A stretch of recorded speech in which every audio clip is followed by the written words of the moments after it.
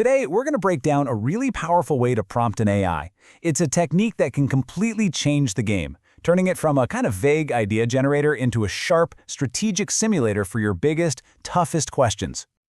You know the feeling, right? We've all been there. You ask a complex, strategic, what-if question, something with real stakes for your business, and what you get back is this wall of text that kind of sounds smart but gives you absolutely nothing you can actually act on. It is so frustrating. So, let's take a simple e-commerce question to see what I mean.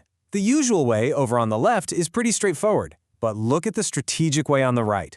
That isn't just a question anymore, it's more like a blueprint for an analysis. And that, right there, makes all the difference. Because that simple prompt, it gets you exactly what you'd expect. A nice, balanced paragraph that tells you, you'll probably save money on shipping, but you might make some customers angry. I mean, thanks, but you already knew that.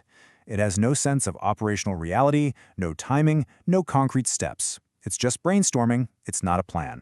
So how do we fix this? How do we get out of this rut? Well, there's a technique for this, and it's called the what-if pattern. It's specifically designed to force the AI to stop brainstorming and start doing a really disciplined, structured analysis. Here's the core idea in a nutshell. You make the AI change one specific thing. That's the pivot. Then you tell it everything else that has to stay the same. Those are your guardrails. And then you make it trace all the consequences out across different parts of your business and over different timelines. It's how you turn a vague question into an analysis you can actually make a decision with. And really, this gets to the heart of it. The goal here is to stop asking the AI for a story about what might happen. Instead, you're building a controlled simulation to see what would happen under a very specific set of constraints. That's a huge shift in how you use these tools. Okay, so that sounds pretty powerful, right? But how do you actually build a prompt like this? Well, it all comes down to three core concepts, kind of like three pillars that give the prompt all its structure and power. So here they are. First, you have to design your pivot and its guardrails. Second, you do something called ripple mapping. And third, you structure the whole analysis across different timeframes and domains. Let's break each of those down. Step 1 is all about focus.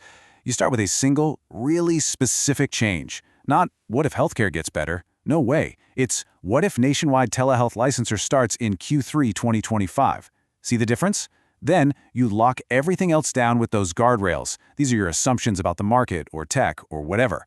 This is so important because it stops the AI from just inventing some kind of magic solution to make its story work. Okay, next up is ripple mapping. Now this part is brilliant. You're basically telling the AI, hey, don't just jump to the conclusion. I want you to show your work. You force it to walk you through the entire causal chain step by step. And that chain starts with the mechanism. What's the fundamental thing that actually changes how people or systems behave? In our e-commerce example, the mechanism is that we're shrinking the customer's decision window. That's the core change. That mechanism then leads to first-order outcomes. These are the immediate direct results, the stuff you'd expect. So for example, your customer service calls might spike, or you'll see a rush of people trying to return things on day 14. But then, and this is where the real gold is, those direct outcomes create second-order effects. This is how the entire system around you starts to adapt over time. Maybe your company finally invests in better sizing tools to prevent returns in the first place. Or maybe your competitors start changing their policies to compete. This is the deep strategic insight you're looking for. And the final piece of this puzzle is structure. You make the AI analyze the impact across multiple domains, not just finance, but technology, the market, even things like fairness. And you do it across clear time horizons. What happens right away, what happens in a few years, and what's the long-term effect. This gives you that full 360-degree view. All right, theory is great, but let's see the payoff. Let's go back to our e-commerce scenario and do a real head-to-head comparison. You're about to see just how massive the difference is when you use this pattern. I mean, just look at this. The difference is night and day, isn't it? On the left, our simple little question, but on the right, that's a professional-grade brief. It specifies the pivot, the assumptions, the perspective, the domains, and, crucially, it asks for real, actionable deliverables at the end. And check out the kind of output you get. The AI doesn't just spit out a paragraph, it gives you a time-phased analysis. It shows you the immediate pain during the stabilization phase, then what happens during normalization as your metrics improve, and finally where you'll land in the new long-term equilibrium. This is a realistic roadmap of what to actually expect. But it gets even better. The AI doesn't just give you an idea, it produces what you might call a decision artifact, a literal 8-point rollout memo that you could take into a meeting right now. It's got owners assigned, it sets timelines, it defines a pilot, and it lists the exact KPIs you need to be tracking. This is a tool a team can actually use to get things done. And get this, it even generates a risk trigger table. This is huge because it pre-commits the team to specific rules. If the conversion rate falls more than 1% for 2 weeks, you pause the rollout, period. If margins go up and customers are still happy, you expand it. This takes so much of the politics and arguing out of future decisions. So let's just put this all together. Why is this pattern such a game changer?